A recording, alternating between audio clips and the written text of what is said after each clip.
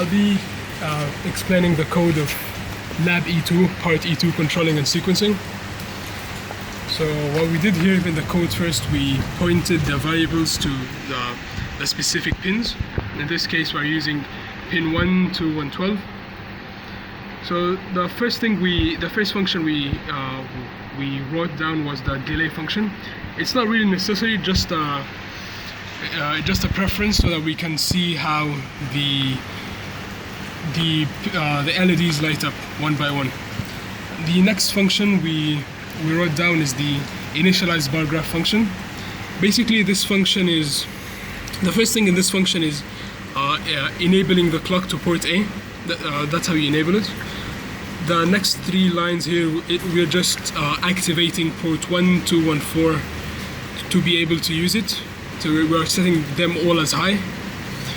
The next three lines here, we are setting the directions of the storage clock and the shift clock and the data serial to an output, and as you can see here, it's all one. The last three lines here we have, this basically means that set our storage clock, shift clock, and serial data to be 0 at the beginning of the code, so that we do not see an LED lighting up at the beginning of the code. So the next thing we have here is the bar graph function. So basically the bar graph function, it basically sends 8 bits one by one to the shift register memory. So how do we do that?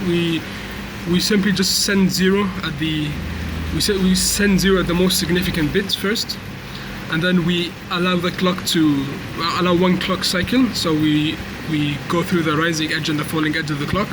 So we do that 8 times, and once all the 8 bits are stored in the shift register memory, we enable a measure clock to basically display the entire byte to the LEDs. So the last thing we have here is the main. So this main is basically just to display the outputs in a bar graph form. So how do we do that? We simply just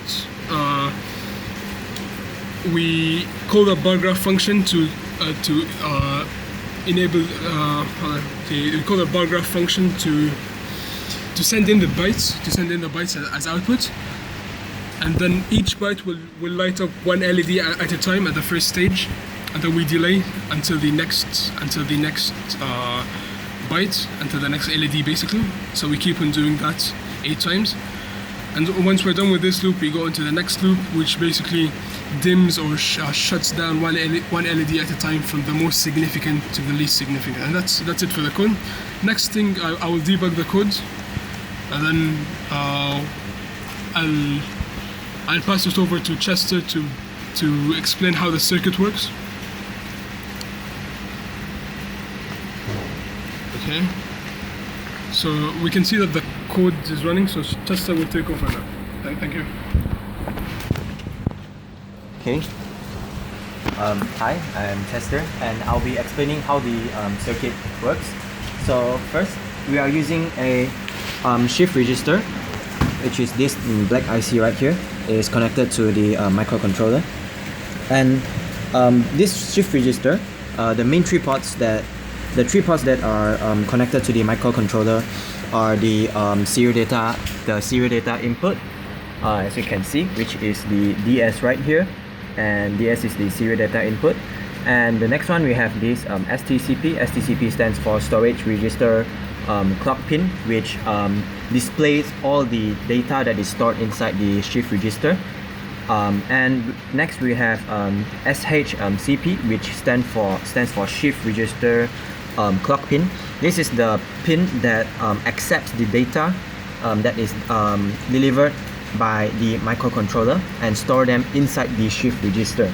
So basically from this breadboard, we've aligned 8 LEDs side by side together to make them looks like a bar graph, and we've connected the output, which is from Q0 to Q7, to each of the LED, and Q0 starts from the least significant bit, and Q7 will be the most significant bit. As you can see here, the circuits, the display from the LED is starting from the least significant bit and increasing until the 8th one, and once it reaches the 8th one, it will decrease back to the first one and eventually turn off. And I guess that's all for the circuits right there, and thank you for your attention.